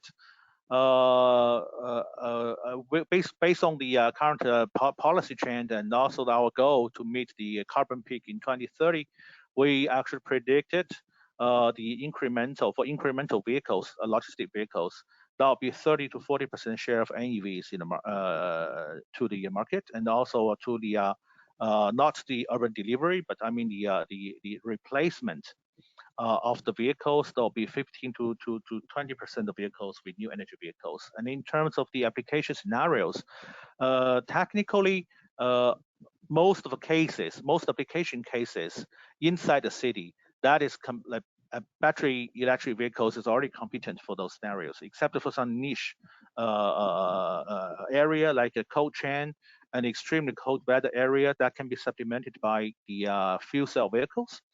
And for the policy suggestions, as listed here, we suggest the policy to reduce the manufacturing cost, the purchasing cost, the right of way, not only to the road accessibility, but also parking for loading, unloading to reduce the operational cost, the infrastructure to improve the charging convenience, innovative business model to increase the freight efficient, and complete standard and complete after-sales market to provide a better environment for after-sale maintenance for the industry. And that ends my presentation. Thank you. That is great, Xuan. Thank you very much. Okay, we have 5 minutes left for some questions. I've had a couple of questions through already. So what I'm going to do is I've summarized the questions. I've combined a few of them. So if we can kind of limit our answers to 30 seconds if you can, a minute if you can't. So first off, going back to your presentation, Professor Gupta, there were some questions that's been asked about parking infrastructure and whether you think that that is, well, what does that look like? What is the solution that we're talking about? And before you answer, there's been another question which has been about out-of-hours deliveries and the safety and the gender safety issues, which to my mind fits in also with this question about overnight parking, where it is safe for vehicles to stop and where it's appropriate. So I wonder if you could give me a brief answer on that. And while you're talking, there was a question for Saroj about, you made the point about should we let the market decide, should people be free to choose to have that one tube of toothpaste, or should there be some kind of behavioural change? So perhaps Saroj, if you could be thinking about that. But first off, Professor Gupta, tell us a little bit more, a minute's worth on parking, please. Well, parking, well, we need to kind of identify spaces. Obviously, parking, especially in a crowded market areas, probably will not come easy. So you need to kind of start looking for spaces. And I'm just trying to give example. South Delhi has identified close to about 30 plus parking lots, which are exclusively meant for urban freight. Now the point is that you will have to probably have dedicated parking, but obviously it will have an implication because they won't be close to the market of delivery. So they will have to be probably away and some dry run will have to be there. Well, you can't help in such cases, and I think slowly probably parking also will probably have to be linked to how you can build in ITS of of of ensuring that the freight vehicles enter in, they don't unnecessarily crowd in market area. If the ITS can facilitate their entry at certain point of time, I think the idling will be minimized to quite a bit of extent, and probably they will release a lot of spaces which probably they encroach upon for on-street parking. So it's not an easy issue, I'm sure. And maybe over time you might have dedicated even stack parking for freight vehicles. These are ideas only. You might have stack parking only for freight vehicles, goods carriers, the way you'd have multi-level parking for passenger vehicles close to Okay. the freight activity areas. Okay, thank you. So Roger, are you there to take the question about behavioural change? Yeah, I can do that. So easiest way would be to take an example, and let's take the example of parking, which we are talking about. Now, let's define that parking a little more. Let's talk about the loading and unloading bays that are required for a marketplace for a shopkeeper to unload. And since we are all familiar with market structures, so how do you influence the customer behavior? And in this case, I'm talking about people who are responsible for managing the supply chain, the retail outlets as at present. Now, if there is a road, and if you, from the infrastructure point of view or from the public sector point of view, you have not really provided for a parking bay where you can load, unload. And then you have a regulation which kind of says that parking is not allowed on the road and you would be put on a parking fine for putting at a place. And then there is a civil society which says that these trucks should not be allowed to park on the road because they eat away on our right of way of movement of the vehicles. Now there's a conflict over here. So the point over here is that you cannot address a conflict just by symptomatic treatment of a particular challenge. It has to be dealt on a comprehensive basis. So the initiatives which the public sector needs to do is to provide, guide, and then regulate. That's the whole structure that we were talking about, and that would kind of influence the customer behavior. Yeah, thank you. Okay, thank you. So perhaps my last question.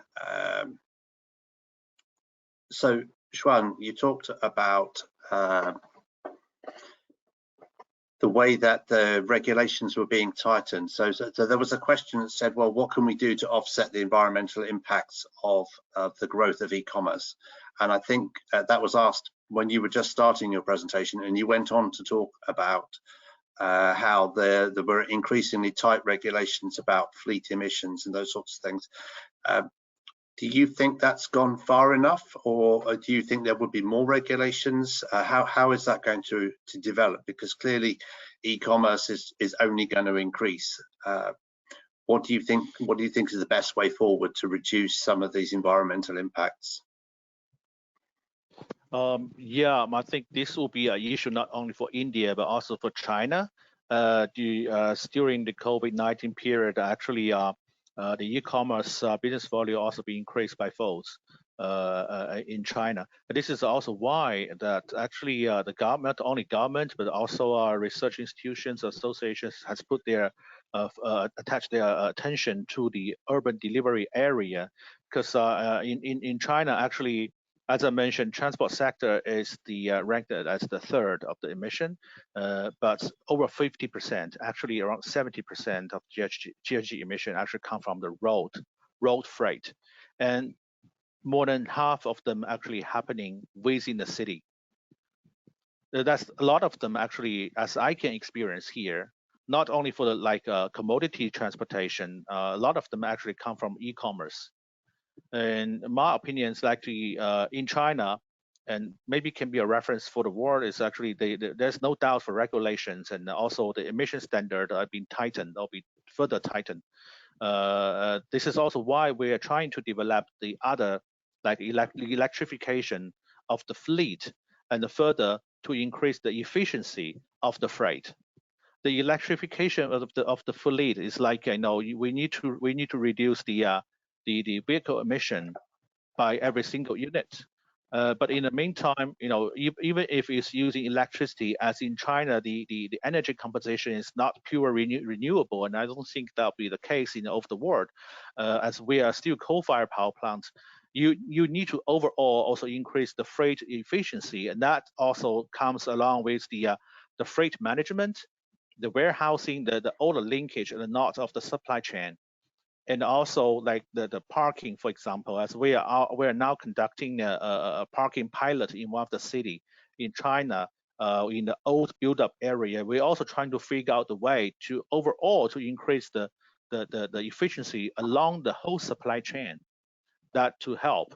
But with one special condition, that we only offers priority or the right of way, including the parking, the dedicated for new energy vehicles. Not only to the conventional fuel vehicles, because we think the government or the overall society needs to lead the direction, the way to make it better. Great, thank you. Okay, I would love to have more opportunity to talk. Yes, Vikashji, yes. Gordon, if I have your permission, can I ask a question to Mr. Of course, Ling?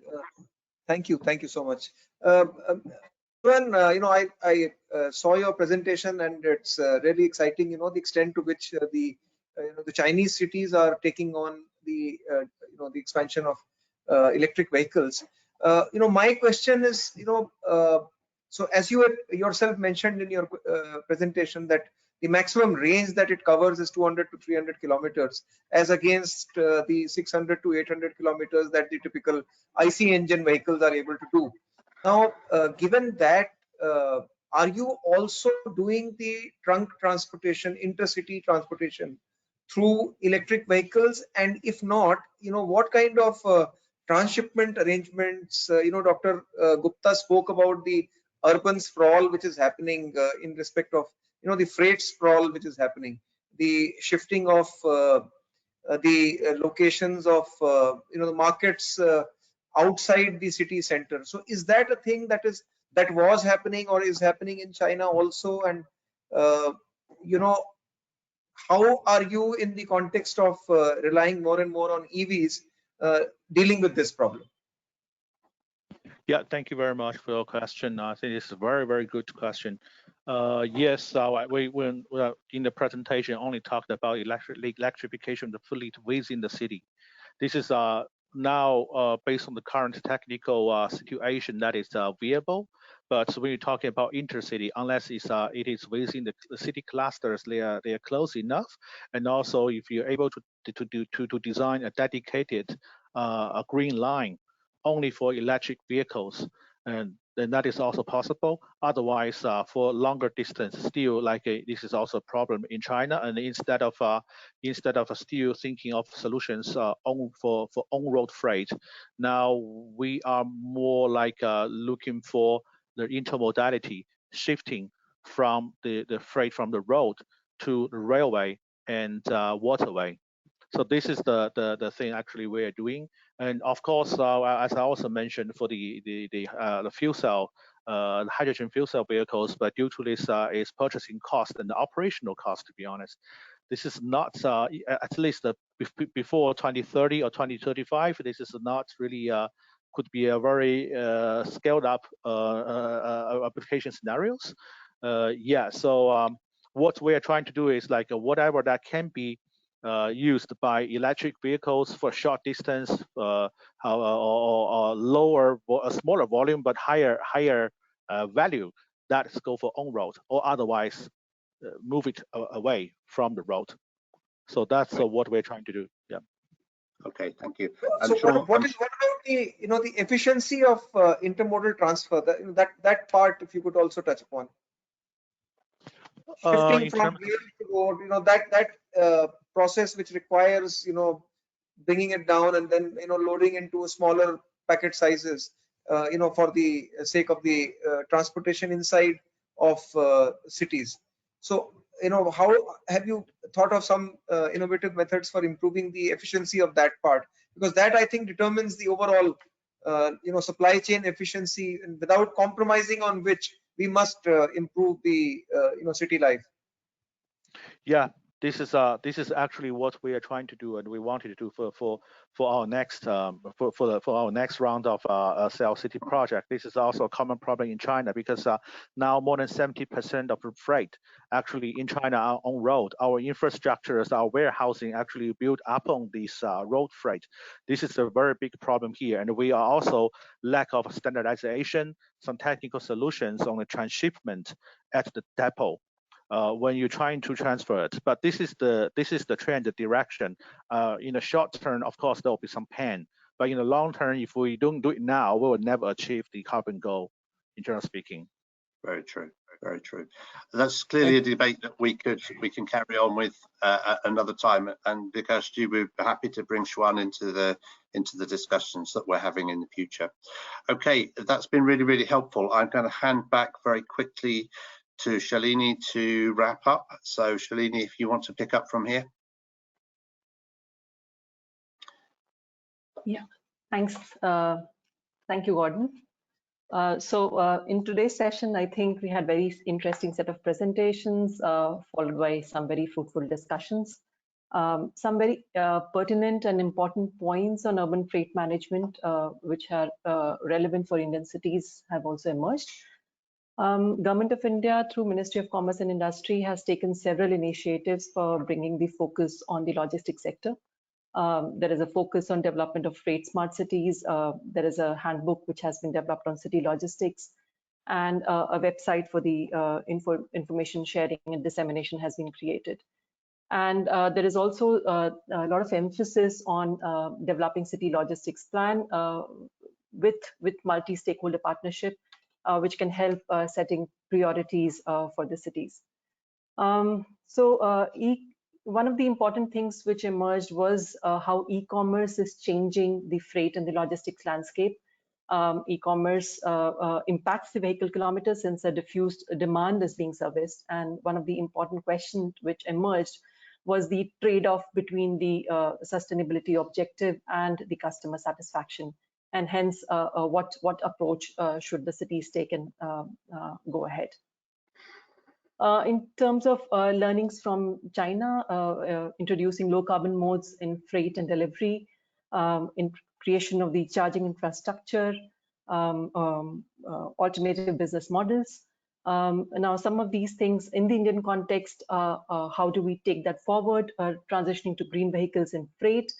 Can we use the existing subsidies which are available? Can there be a voluntary emission reductions program? Stringent enforcement of emission standards in the city center area, and how can some of these things can be taken forward. Freight it seems that freight needs to be taken up as a priority sector, and developing the freight smart cities would require a multi-pronged approach. We saw from today's discussions a lot of points on that.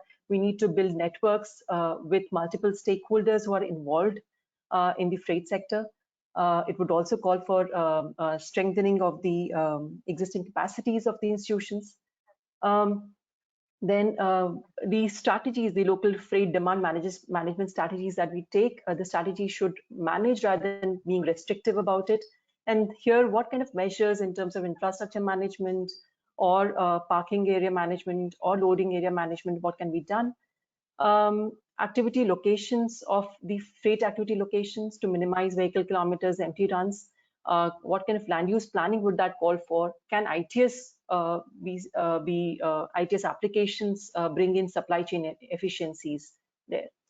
Owing to the fragmented nature of the industry, and also because there are a lot of private players involved in this industry, freight management seems to be a challenge. However, the key is in the planning of the city, in having the city plans, either the mobility plans as well as the city development plans, how can we bring the different stakeholders on board and move ahead? And probably we also need to develop some guidance on that in terms of what should the city logistics plan consist of, and how should cities prepare these logistics plans. So with that, I think we will close this event, and on behalf of Center of Excellence in Urban Transport, CRDF and GIZ, I would first like to thank Shri Vikas Chaubey for taking out time for this Mobilogue and his keynote address highlighting different initiatives which have been taken by Ministry of Commerce and Industry to improve the city freight movement and India's logistic performance. I would also like to thank the panelists for their valuable contribution to today's session, Professor Sanjay Gupta, Ms. Saroj Ayush, and Mr. Zuan Ling. Thanks to Gordon and Avni for facilitating the panel presentation. A big thanks to all the participants for their questions. We do understand that we have not been able to answer all the questions, but we will try and revert on those queries through email. Lastly, I would like to acknowledge the support of MAHUA in all our activities, and also acknowledging the effort of CEPT and the GIS team for making this event a big success. We do hope that the participants found this Mobilogue session useful. Please do join us for the next Mobilogue, which is scheduled on 6th of September on gender and mobility. Nosheen, yeah. Thank you. Thank you very much. Thank you. Thank you. Thank you very much. Thank you. Bye. Thanks, everyone. Thanks, everyone. Thank you. Thank you. Thanks. Bye.